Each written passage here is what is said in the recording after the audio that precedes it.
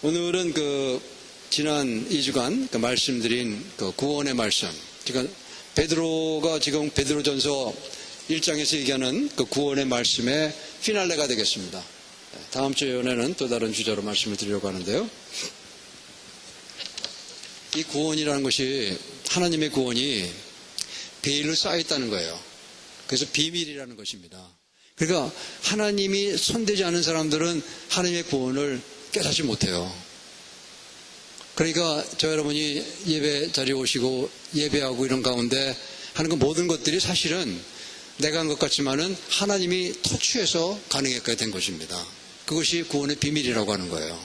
그러니까 하나님이 없는 분들, 하나님 한 번도 경험하지 못한 분들, 교회에서 멀리 계시는 분들, 그런 분들은 이 구원을 몰라요. 알지 못하기 때문에 그냥 내 생명 내 거지 하면서 걸어가시는 거예요. 근데 이제 그게 아니라는 것이죠. 성경 말씀은. 그래서 산소망에 대해서 지지난주에 말씀드렸습니다. 산소망이라는 것은 예비하신 구원, 5절에 나오죠. 지지난주에 말씀드린 대로 예비하신 구원을 우리의 산소망으로 보고 걸어가는 삶이 믿는 자의 삶인데, 그 믿는 자에게 지난주에 말씀드린 것은 연단이 있다는 것이죠. 그래서 연단을 통해서 우리의 순전한 믿음으로, 욥과 같이 순전한 믿음의 사람으로 만들어가기 위해 고난이 쫓아온다는 거예요. 그러니까 고난에 꺾이지 않고, 고난에 포기하지 않고, 고난에 원망하지 않고 하나님이 주신 걸로 알고 감당하는 사람은 그 믿음이 순수하게 되어서 나온다는 거예요. 그게 욥이 노래했던 정금이 돼서 나오리라, 이게 그 얘기거든요. 금덩어리를 정금하기 위해서는 불 속에 집어넣잖아요. 그 하나님의 손길이 그렇다는 겁니다. 저와 여러분이 어려움을 겪으실 때 포기하지 마시고, 어려움을 겪으실 때 원망하지 마시고 감사하는 마음으로 주님 붙들고 기도하면서 가다 보면 내 속이 정금처럼 돼서 나오는 그러한 경험을 하게 되실 것입니다. 오늘 말씀을 듣고 일어나실 때에는 하나님의 비밀을 푸는 열쇠를 갖고 일어나시길 바랍니다. 그렇게 되실 줄 믿습니다. 비밀이란 것은 숨겨져 있다는 것이죠. 없다는 게 아닙니다. 비밀은 있는데 숨겨져 있다는, 모른다는 거예요. 그걸 비밀이라고 얘기하죠. 그러니까 하나님의 구원은 비밀로 쌓여져 있다는 거예요. 있는데 그걸 사람들이 잘 모른다는 거죠. 거기에 대한 얘기를 본문은 얘기해주고 있는 것입니다. 10절 말씀 보시겠습니다. 이사야서 9장 6절 한번 볼게요. 그 비밀이라는 것이 뭘 얘기하는 것인지 한번 읽어봅니다. 시작. 여호와께서 이르시되 가서 이 백성에게 이르기를 너희가 듣기는 들어도 깨닫지 못할 것이요 보기는 보아도 알지 못하리. 이게 비밀이란 거예요. 분명히 보는데 그게 깨닫지도 못하고 알지도 못한다는 거예요. 분명히 듣는데 깨닫지 못한다는 거예요. 그거 비밀로 쌓였기 때문에 그런 거예요. 하나님의 구원은.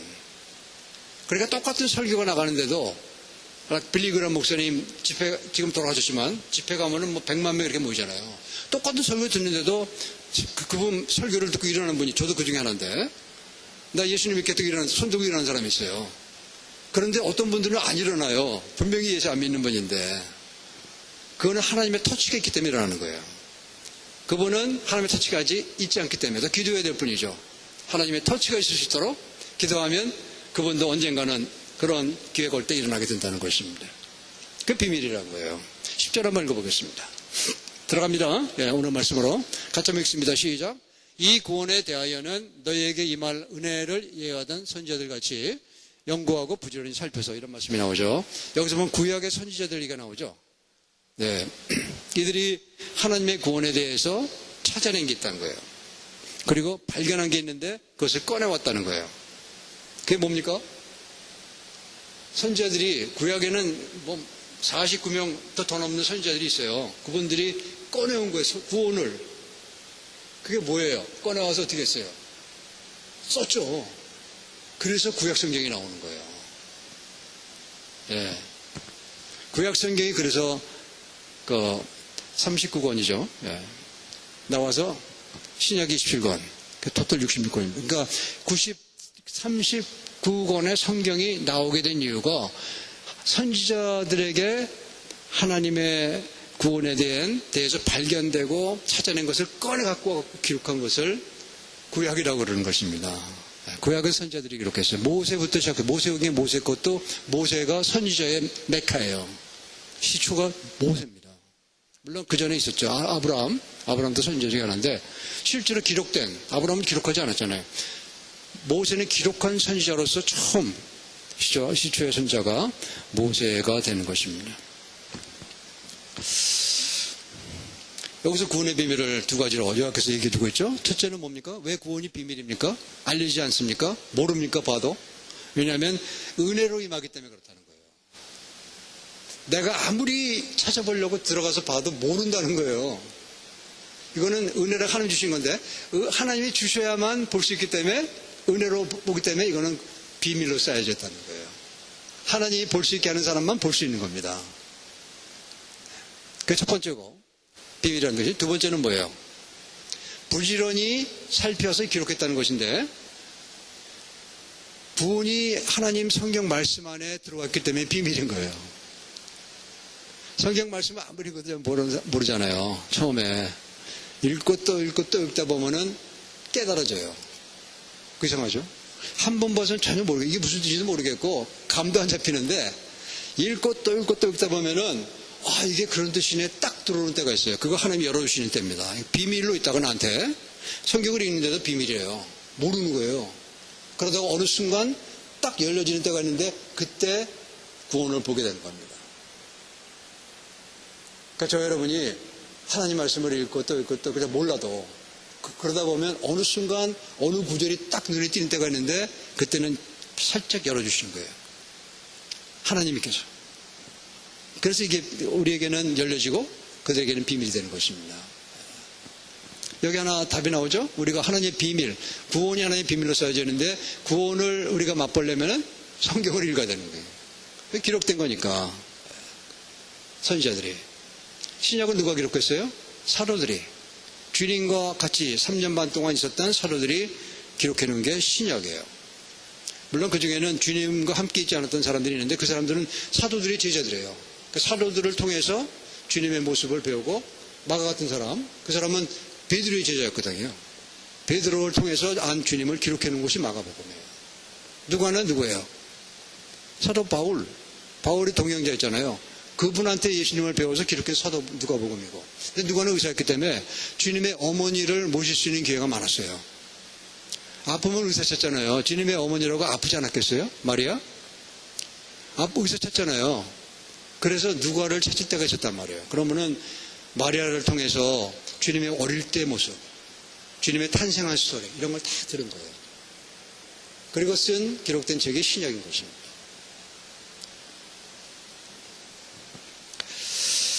구약을 기록한 선지자들은 본문에 얘기하는 연구하고 부지런히 살펴서 이 얘기는 뭐냐면 굉장히 민감한 영성을 갖고 있다는 거예요. 하나님의 뜻을 깨달을 수 있는. 저는 참 둔해서 잘 몰라요. 하나님의 뜻이 뭔지. 그래서 하다 보면 알게 되는데 하다 보면 이 사람들은 주님 앞에 정말 그 맑고 맑은 영을 유지하며 걸어왔기 때문에 세상에 오염되지 않고 하나님의 뜻을 그대로 비칠 수 있는 그러한 내적인 거울과 같은 그러한 모습을 갖고 살았다는 거예요. 그렇기 때문에 이분들이 기록한 성경 말씀은 어디 기록되어 있어요? 성령이 하나님의 영이 기록했다고? 권사님 아시죠? 디모데후서 3장 16절 아니에요. 많이 암송하는 구절. 거기서 보면 뭐라고 그랬어요? 하나님의 감동으로 쓰여진 것으로 모든 성경은 하나님의 감동으로 쓰였다 그랬잖아요. 영어로 보면 God breathed. 하나님이 숨을 쉬었다는 거예요. 그러니까 이분들 이렇게 아주 하나님의 종들, 명이 맑으신 분들의 그 삶 속에서 그 내면 속에서 하나님이 숨을 쉬었다는 거예요. 살아계셨다는 거예요. 하나님. 그래서 이들이 기록한 하나님의 말씀이 구약성경이 되는 것입니다. 거기에 구원은 숨겨져 있는 거예요. 그냥 이렇게 드러나지 않습니다. 그러니까 하나님 말씀을 읽고 또 읽고 묵상하면서 우리는 하나님의 비밀인 구원을 들어가서 맛볼 수가 있는 거예요. 답 하나 드렸어요.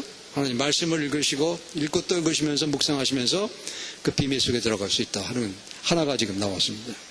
11절로 넘어갑니다. 네. 같이 한번 읽습니다. 시작. 자기 속에 계신 그리스도의 영이 그 받으실 고난과 후에 받으실 영광을 미리 증언하여 누구를 또는 어떠한 때를 지시하시는지 상고하니라. 예. 이는 여기서 보면 키워드는 그리스도의 영이에요. 그리스도의 영이 여기 자기라고 단수로 표현되어 있는데 이게 자기가 아니고 원어로 보면 복수형이에요. 이거는 선지자들을 얘기하는 겁니다. 그러니까 선지자들 속에 그리스도의 영께서 그들로 하여금 그리스도께서 받으실 고난과 영광을 그들 속에 미리 증언하셨다는 거예요. 네.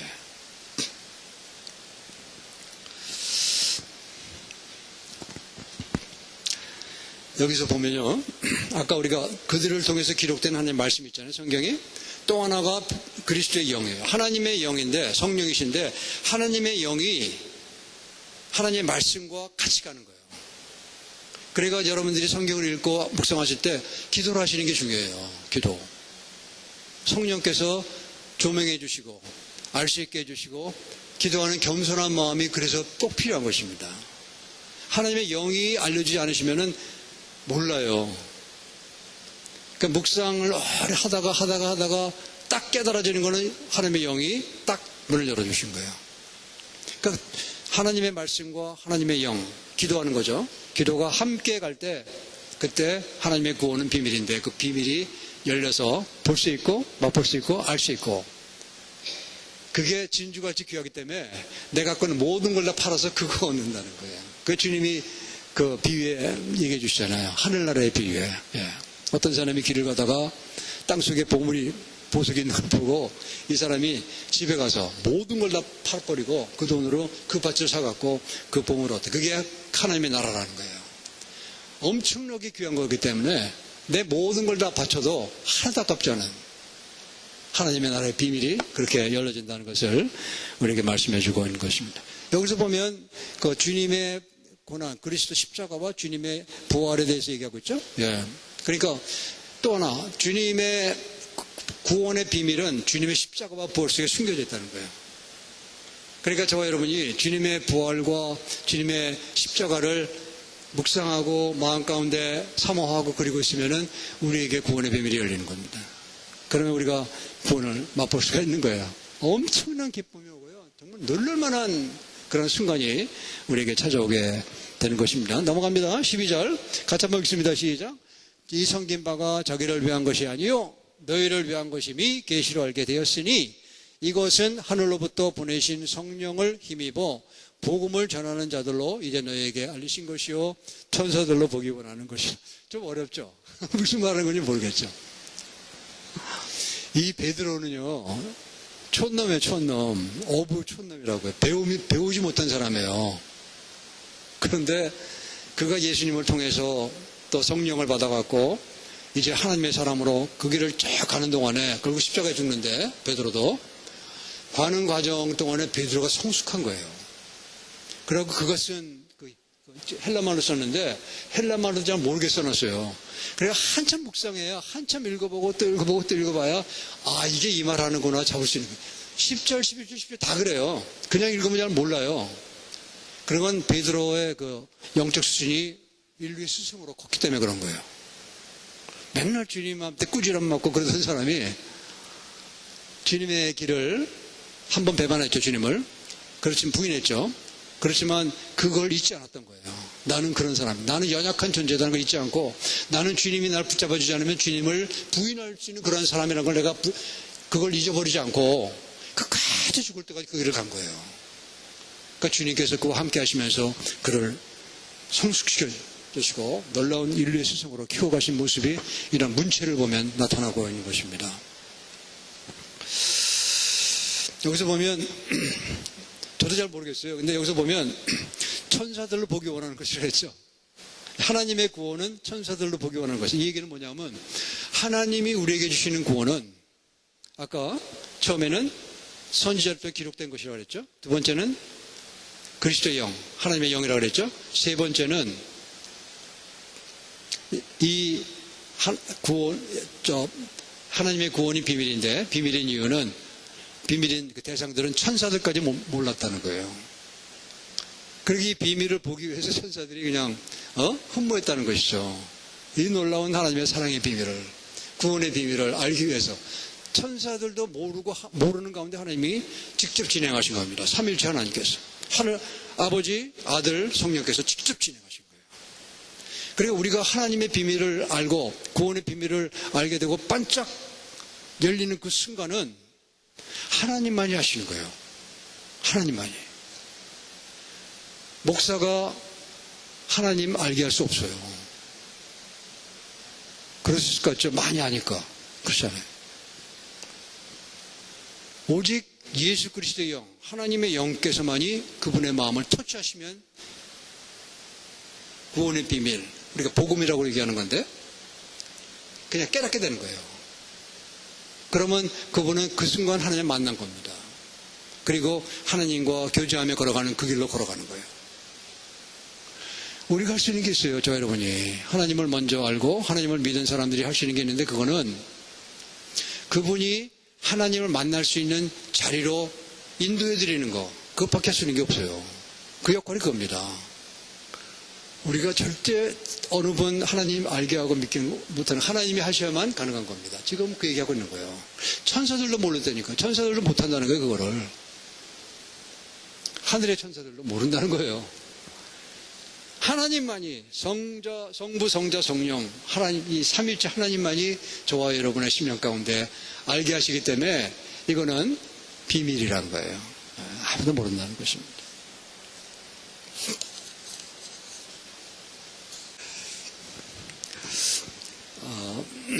고린도후서 잠깐 보겠습니다. 빌립보서 1장 4절에 있는 말씀은요, 무슨 얘기냐면 이건 사도 바울이 쓴 성경이에요. 여기서는 창세 전이라고 얘기했죠.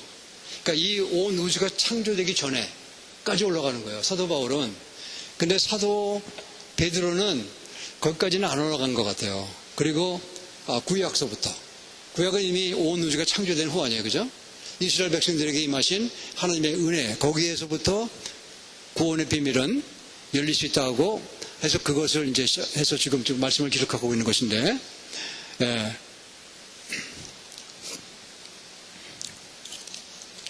예. 예, 그 얘기입니다. 예, 지금 이 비밀에 대한 얘기를 하고 있는 거예요. 예.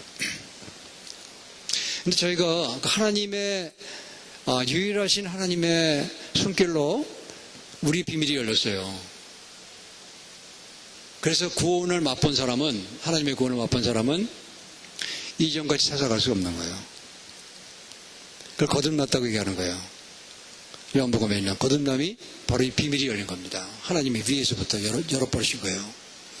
그러니까 우리가 하나님의 비밀을, 구원의 비밀을 열고 구원을 맛본 사람은 하나님을 배반할 수 없는 거예요. 우리 주 예수 그리스도 우리 주님을 부인할 수 없는 겁니다. 그걸 알았기 때문에. 그걸 할 수 있는 사람은 몰랐기 때문에. 비밀이 열리지 않은 사람, 가룟유다 같은, 성경 가룟유다 같은 사람은 비밀이 열리지 않았기 때문에 그 사람은 자기가 그렇게 쫓아다녔던 3년 반 쫓아다녔던 주님까지 팔아먹은, 영구히 낙인 찍혀버린 그런 사람이 되잖아요. 근데 베드로같이 예수님을 안 사람, 구원의 비밀이 열린 사람들은 죽을 때까지 주님을 부인하지 못하고 가다가 결국 어떻게 돼요? 주인 부인하지 못해서 어떻게 돼요? 십자가 거꾸로 못 박혀 죽습니다. 로마에서. 네. 그래도 그는 너무 감사하며 죽는 거예요. 그런 마음이 어디서 나오겠어요, 세상에. 십자가에 거꾸로 못 박혀 죽는데. 그는 베드로는 확실히 구원 알았다는 거예요. 하나님의 구원. 잠시라는 거예요, 잠시. 죽음은. 그러니까 그 로마 그 콜로시움에서 사자에 잡혀먹고 죽고 막 이럴 때 애들 6명 데리고 있는 애들 엄마가 그런 얘기하고 죽는다는 거 아니에요. 애들까지 다 죽여버리는데 잠시다. 조금 있어 다시 만날 거야. 염려하지 마. 찬송가 부르면서 죽어. 찬송가 부르면서 죽었다는 거예요. 7명이 엄마까지. 잠시나, 우리 고난은 잠시라는 거예요. 죽음은. 죽음 뒤에 있는 부활, 하나님의 부활을 확실하게 이들은 알았던 이유는 그들이 하나님의 구원을 맛봤기 때문에 그런 거예요. 어마어마하죠. 정말 놀라운 겁니다. 천사들도 보기 원하는 거라는 거 아니에요.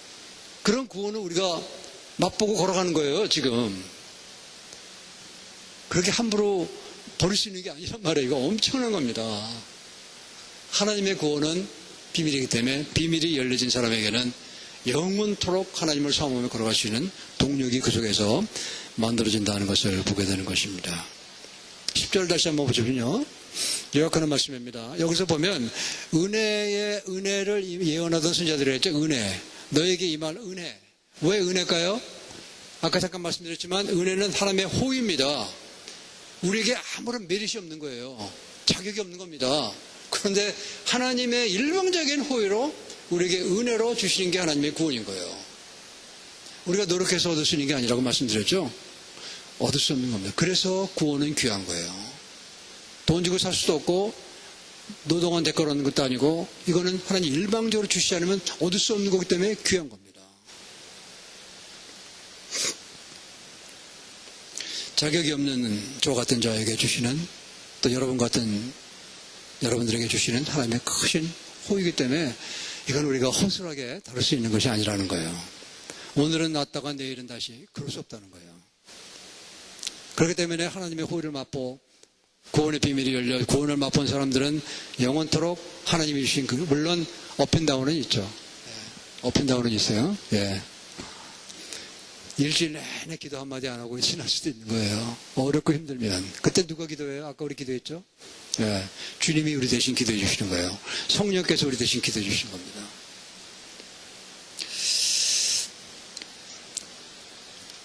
구원이라는 단어는요, 사전적으로는 어려움과 위험에 처한 사람을 구해준다는 뜻을 갖고 있어요.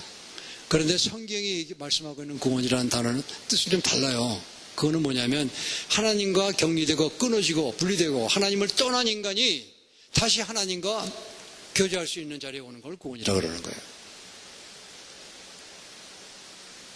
하나님을 배반하고 떠난 인간이 돌아서서 하나님을 만나게 되는 그걸 구원이라고 하는 겁니다. 거기서 하나님과의 교제가 시작되는 거예요. 그 교제 속에서 우리는 마음 가운데 영존하시는 하나님을 의지하며 그분께 나의 모든 것을 들여다 아깝지 않은 삶을 걸어가다가 죽으면 사는 분들이 오잖아요. 죽는 그 순간 아버지 이름이 거룩히 안 받는 그런 죽음을 맞이하며 걸어가는 것이 구원이라는 것을 본문은 얘기해주고 성경은 처음부터 그것을 약속하고 기록하고 있는 거예요. 창세기 3장 15절 보시겠어요? 19절 한번 읽습니다. 같이 시작. 내가 흙으로 돌아갈 때까지 얼굴에 땀을 흘려 먹을 것을 먹으리니 내가 그것에서 취함을 입었음이라. 너는 흙이니 흙으로 돌아갈 것이니까 죽음을 얘기하는 거죠. 이거는 뭐냐면 아담과 이브가 하나님의 말씀을 정면에서 배반해버렸어요.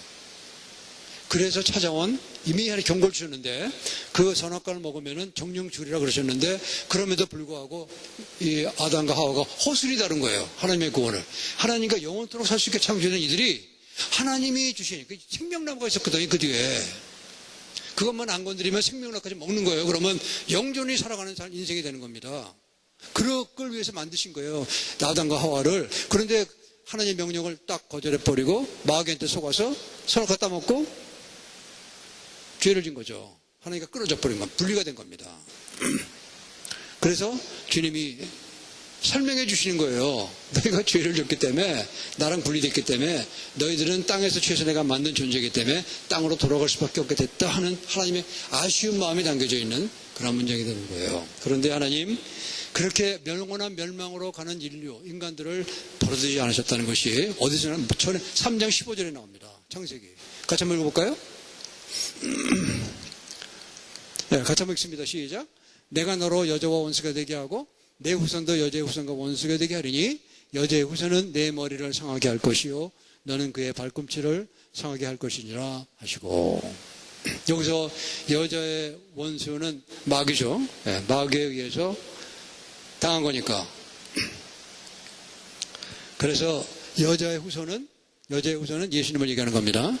그리고 뱀의 후손은 마귀를 얘기하는데 머리를 상하게까지 주님이 오셔서 마귀를 완전히 죽여버린다는 거예요. 머리를 깨버린다는 거예요.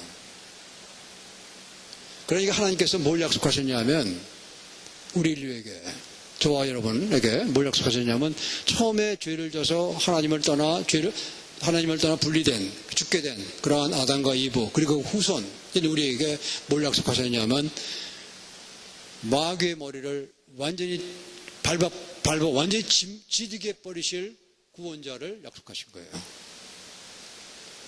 그분이 누구냐? 예수님이란 거죠. 그 예수님이 그리스도가 구원자라는 뜻이에요. 기름 부음 받았다는 뜻인데 구원자라는 뜻입니다. 우리를 구속하시고 우리를 구원하실.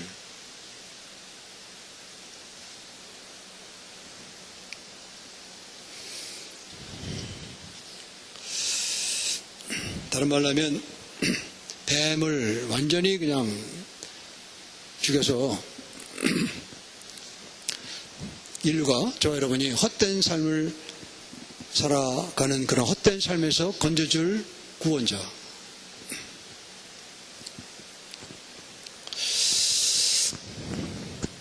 그리고 구약시대 사람들은 그 그림자를, 주님의 그림자만 알았는데 그런 그림자보다는 확실하게 우리가 알 수 있는 예수 그리스도를 보내주시겠다 하는 약속을 처음부터 주의 사슬을 끊어버리실 그분을 약속하셨다는 것을 보게 되는 것입니다. 이것이 바로 베드로가 아까 말한 너에게 임할 은혜란 말이 바로 그런 뜻인 것입니다. 편에 보면요, 구약에 예수님의 여기 있죠? 11절에 보면 주님이 받으실 고난과 후에 얻을 영광, 이 말씀이 시편에 이미 굉장히 많이 예언되어 있어요. 성경에. 그 시편을 예로 잠깐 보면은 시편 22편에 보시면 이 말이 나옵니다. 내 하나님이여 어찌 나를 버리시나이까. 이 말씀은 바로 주님이 십자가에서 읊으신 말씀이죠. 네. 내 하나님 어찌 나를 버리시나이까. 그게 엘리 라마 사박타니라는 말이에요. 그 헬라어 말로 보면 그 헬라어 말을 히브리 말로 번역한 건데 히브리 말이 그럽니다. 엘라이 라마 사박타니 이렇게 돼 있어요. 이거 십자가를 얘기하는 거예요. 주님이 십자가에서 하신 고백이 이거예요. 어찌 나를 멀리하고 돕지 아니하시면 내 신음소리를 듣지 아니하시나이까. 주님의 고난, 주님의 십자가의 고난의 모습이 이미 천년 전에, 주님 오시기 천년 전에 살았던 다윗이라는 분에게 의해서 기록되어 있는, 고백되어 있는 것을 보게 되는 것입니다. 6절 보면 또 그 얘기예요. 나는 벌레요 사람이 아니라 사람의 입방거리요 백성의 조롱거리. 이거 주님이 완전히 그런 과정을 걸으시잖아요. 십자가에서. 그런데 시편 20편 뒤에 보면 이해가 나옵니다. 내가 주의 이름을 형제에게 선포하고 회중 가운데서 주를 찬송하리다. 이거는 주님의 승리를 얘기하는 거예요. 부활의 승리. 17절 땅의 모든 끝이 여호와를 기억하고 돌아오며 모든 나라의 모든 족속이 주의 앞에 예배하리니. 주님이 예배의 대상이 된대. 예배의 대상이 오직 한 분이에요. 유일하신 하나님이에요. 주님이 하나님이란 거예요. 이 땅에 오신 하나님 왜 오셨어요? 우리를 구원하시기 위해 오신 거예요. 그거 이유밖에 없습니다. 그리고 우리 대신 우리가 져야 할 형벌을 대신 지시고 우리 대신 우리의 죄를 십자가에서 완전히 말살시키시고 우리를 구원하신 주님, 그분을 여기서 얘기하고 있는 것입니다. 그분을 예배하는 거예요. 주님 앞에 예배한다는 얘기가 바로 그 얘기가 되는 것입니다. 700년경에 옛날에 그 기도하실 때 어르신들은요, 장로님들 기도하실 때 보면 1시간씩 기도하셨어요. 그러면 창세기부터 계시록까지 다 나옵니다. 1시간 동안에. 근데 그걸 제가 요즘 읽는 느헤미야 보니까 그게 나오더라고요. 느헤미야 또 스데반 집사님 기도하시는 걸, 말하는 걸 보면은 스데반도 아브라함부터 시작해갖고 쫙 다 나와요. 출애굽기가 전부 다 나와요. 그거 한 장이 굉장히 길어요. 그 장은 사도행전 6장 7장에 나오는데 어마어마하게 길어져요. 한 몇 장이 됩니다. 그 스데반 집사님의 그 기도가. 그래서 다 할 거 아닙니다. 저는 요것만 하고 마칠 거예요. 700년 전에 살았던 주님 오시기에 이사야 선지가 얘기하고 있어요. 53장 4절 같이 한번 읽습니다. 우리는 실로 우리의 질고를 지고 우리의 슬픔을 당하였거늘 우리는 생각하기를 그는 징벌을 받아 하나님께 맞으며 고난을 당한다 하였노라. 이거 주님이 말씀하시는 거예요. 700년에 살았던 이사야라는 선지 입에서 이 얘기가 나오는 것입니다. 주님의 고난. 아까 우리 베드로전서 1장 10절 11절에 봤죠? 그 기록되어 있다고. 5절에 보면 그가 찔림은 우리의 허물 때문이요 그 상함은 우리의 죄악 때문이라 그가 징계를 받음으로 우리는 평안을 누리고 그가 채찍을 받음으로 우리는 나음을 받았도다. 이러한 주님의 고난과 부활이 선지자를 통해서 구약에 쫙 다 기록되어 있는 거예요.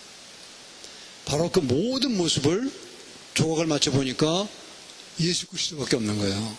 베들레헴이라는 단어가 나오거든요. 미가서에 보면 미가서도 구약인데 딱 주님이 베들레헴에서 탄생하시잖아요.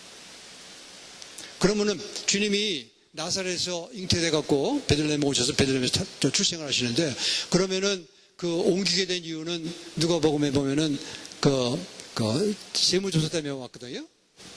그러면은 그때 그 황제 로마 황제가 그걸 다 알아갖고 그 예수님이란 분이 나올 것인데 그분이 베들레헴에 출생이 된다. 그러니까 이걸 만들어 갖고 온 세계에서 팔레스타인도 그들이 지배하고 있었으니까 나사렛에 있던 요셉이라는 목수를 베들레헴에 가서 거기서 나사렛의 요셉의 아내 그 마리아가 애를 베들레헴에 낳게 해도 그렇게 생각하고 그렇게 얘기를 했을까요? 손 들어보세요. 그렇게 했을까요? 절대 안 그렇죠. 그 사람은 자기 이권이 있고 자기 목적이 있는 거예요.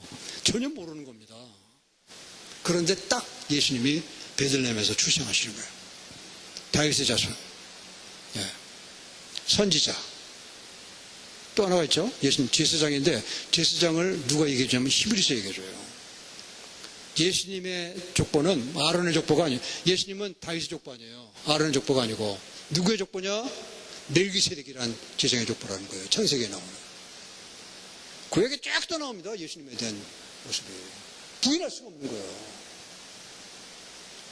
그렇기 때문에 우리는 하나님 말씀을 읽고 기도하고 하나님의 영이 열어주신 대로 구원의 비밀을 열어주는 순간 구원을 맛보게 되는 거예요. 그때 찾아오는 평강은 아무것도 바꿀 수 없는 평강이에요. 수천억 불을 준다 해도 그 평강은 바꿀 수 없는 평강입니다. 안 바꿔요 그런 거하고 물질하고. 저 여러분이 그 하나님의 구원의 비밀을 활짝활짝 열어주셔서 하나님의 구원을 맛보시면서 걸어가는, 또 그렇게 살아가다 보면 자식들 또 손자 손녀들에게도 그런 믿음의 전가가 돼서 그들도 구원을 알고 걸어가는, 하나님의 구원을 맛보고 걸어가는 그런 믿음의 삶을 살아가도록 해주실 줄 믿습니다. 얼마나 감사해요. 나부터 시작해서 주님이 나를 통해 이 땅에 주신 자녀들, 또 그들의 자녀들, 그들의 자녀들. 어떤 분들은 12대까지 위해서 기도한다는 거예요. 아직 이름도 모르고 아무것도 모르는데 12대까지 하나하나. 그러다 보면 하나님이 귀하게 쓰시는 그런 믿음의 사람들을 그 계보에서 이렇게 세우시는 거예요. 우리가 주님의 그 구원의 비밀을 알고 구원을 맛보며 걸어가고자 하는 그러한 마음을 다짐하고 고백하는 그러한 찬송 하나 부르도록 하시겠습니다. 일어나시겠습니다.